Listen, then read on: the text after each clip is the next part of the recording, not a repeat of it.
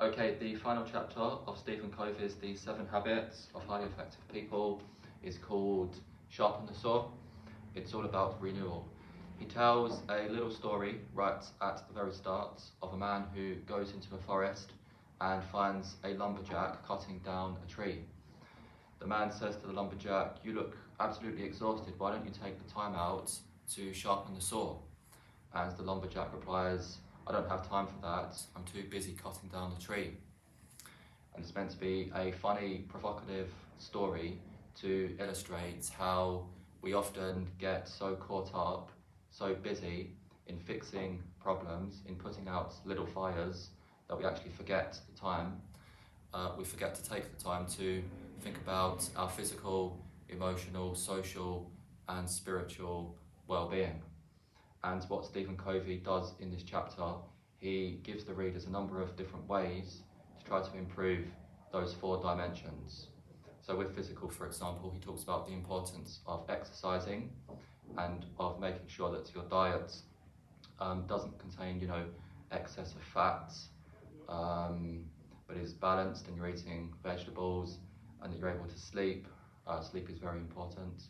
He does in this chapter stress the importance of running and of exercise, and I think he does so because habit 1, if you remember, is about being proactive, and going out for a run ties in to being responsible for getting up and actually trying to improve yourself in the broadest sense.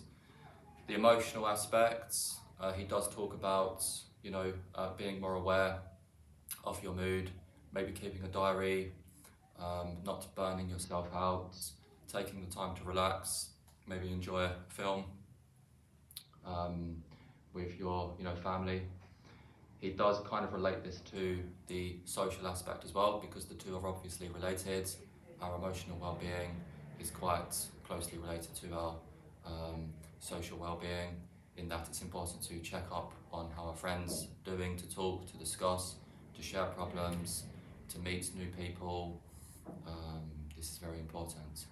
And then with the spiritual side of things, what he recommends readers think about is just once in a while looking at your goals, your aspirations, your bigger picture, and are you making progress towards your goals, your aspirations.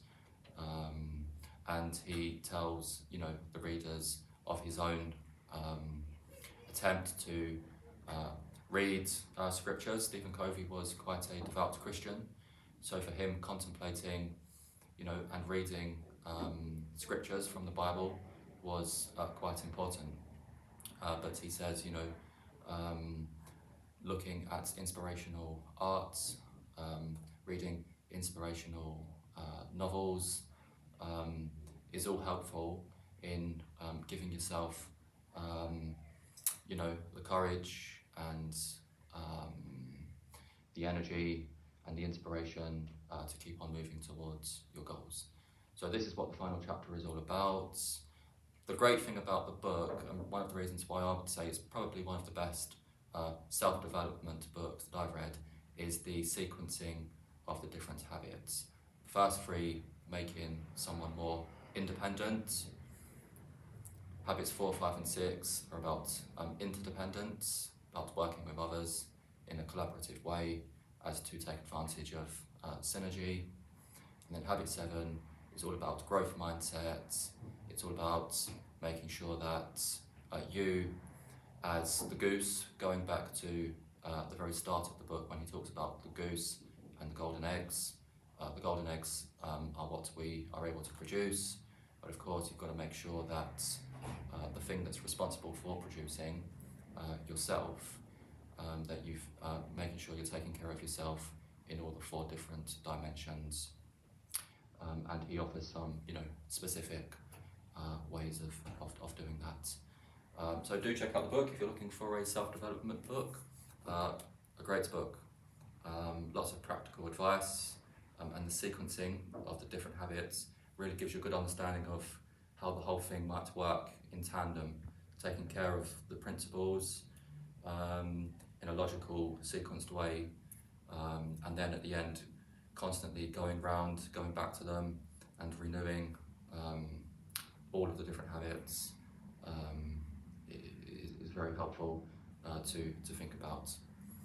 Do check out the book. Thanks for watching.